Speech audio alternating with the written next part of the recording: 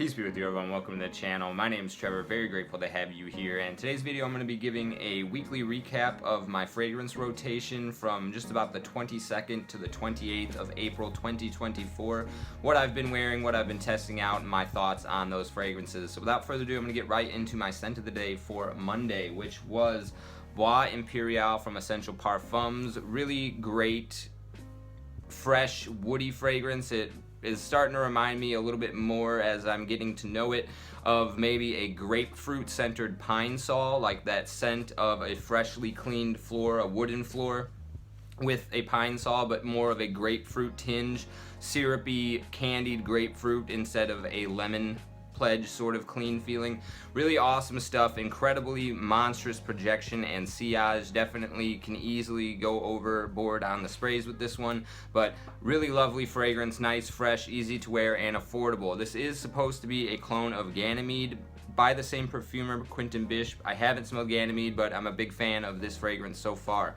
It is a bit synthetic in the way that it's constructed, so that is something to be wary of.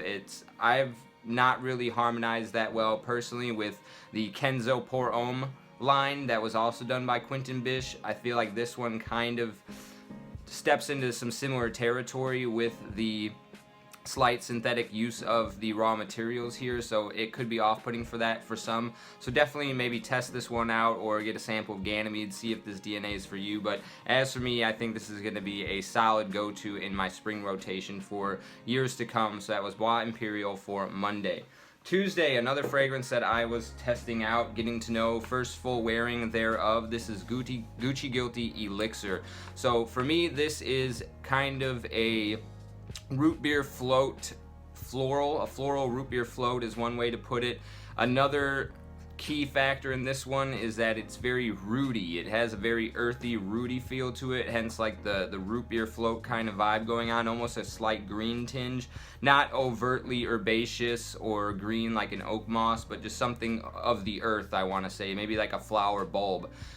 That being said, this does have orange blossom in it, which is a note that I don't get along very well with, and so I'm a little bit off-put by that here. And the DNA is essentially a rip-off of Amouage's Reflection Man, which I think is the better fragrance overall and what I would reach for over this one.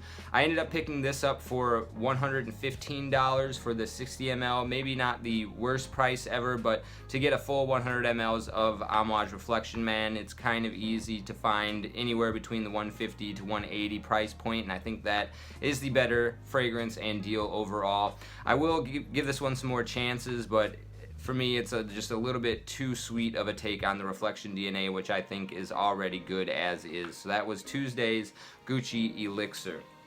Next for Wednesday was a fragrance that is tried and true and somewhat of a staple in the fragrance community overall. Something perfect for this spring weather. This is the original Prada L'Homme. Really nice dent in here, something I've had in my collection since the early days, and one of the very few in my entire collection that my wife has told me that she enjoys. Sometimes reaches for this herself.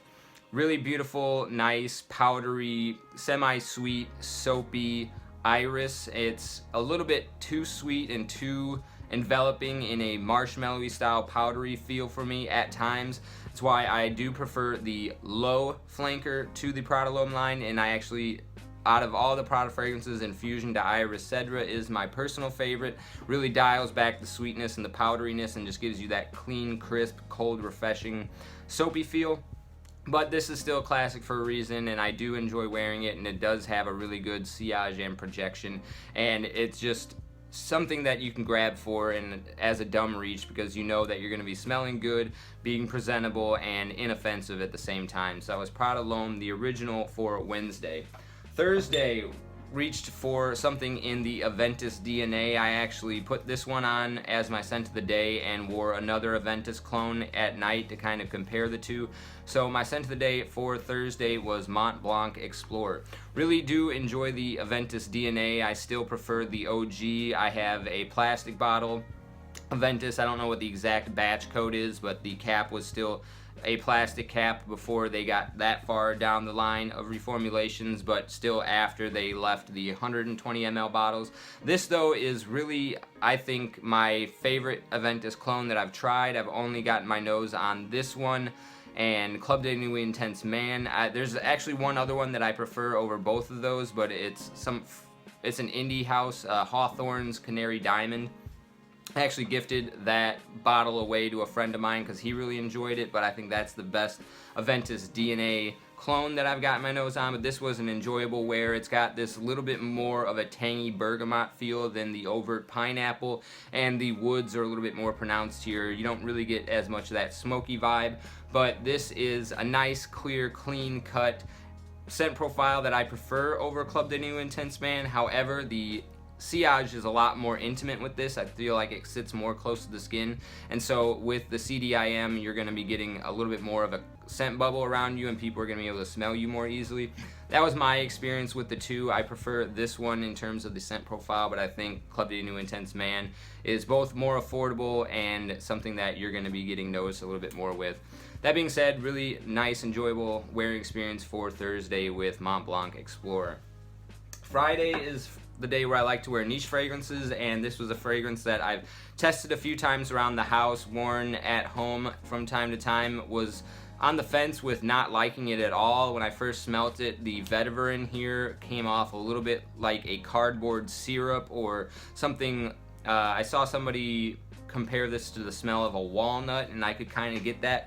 However, after wearing it out on a sunny day in the heat, the citruses in here really came to life, and this slowly but surely became a favorite and a staple for my spring rotation. This is Vetiver Sensuel from Mancera. Now, I did get a lot of positive attention while wearing this one, was told I smelled very good and very clean, and I have to agree, it does have this very nice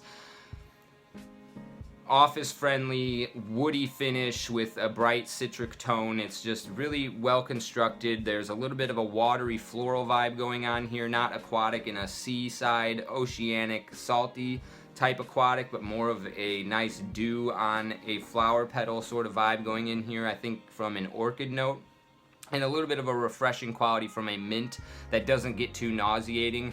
Just a really well done offering from Mancera, really affordable as well. I think I picked this up for right around the $70 price point for this 100 ml. Really great stuff, and looking forward to wearing it more throughout the remainder of both the spring and summer season, just because it's such an easy, inoffensive, dumb reach fragrance that does garner me some positive attention from the ladies. So that was Vetiver Sensuel for Friday. Saturday was another fragrance that I had been testing out. This one, however, I'm not the biggest fan of. I find it to be way too intimate and too feminine leaning. However, the quality is there. I did buy this full retail. I couldn't find it at the discounters, so I got it from Macy's. There was like a 15% off deal going on, but I still paid well over $150 for this.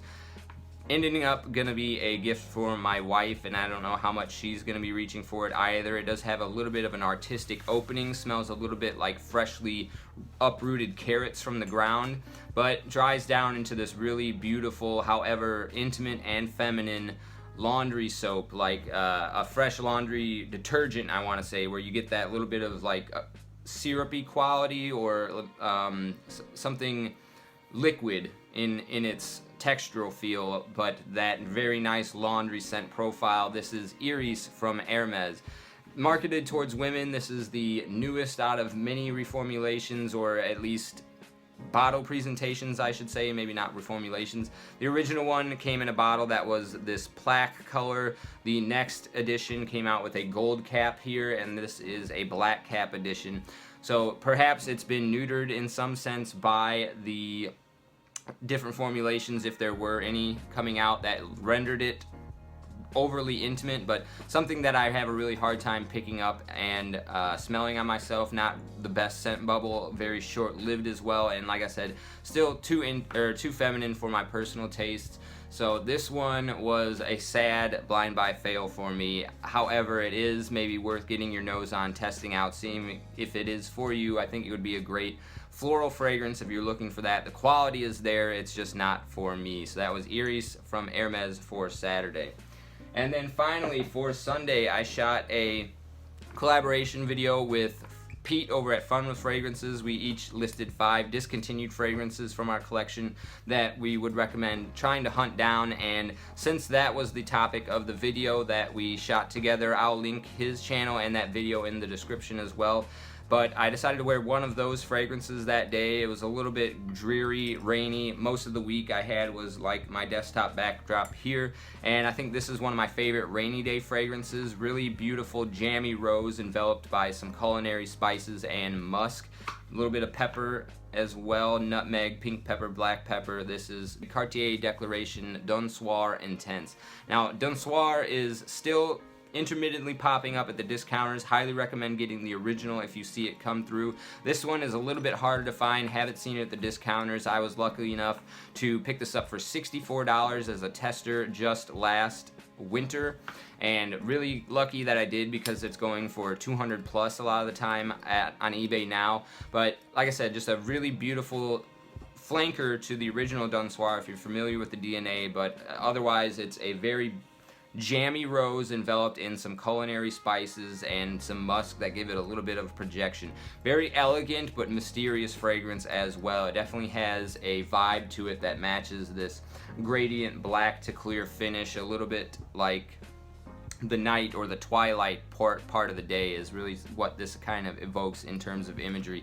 Very awesome, high quality stuff. Really sad that it is unavailable, but one of my favorites for transitional periods and rainy days. That was Cartier Declaration D'un Soir Intense to end off my week on Sunday. And that was my week in fragrance. Let me know if you've tried any of these, if you enjoy them in the comment section down below. Let me know what your rotation was, and if there's anything that you think I should be looking into picking up for this upcoming summer season. As always, I really appreciate you sticking with me to the end. I'll see you in the next one. Take care.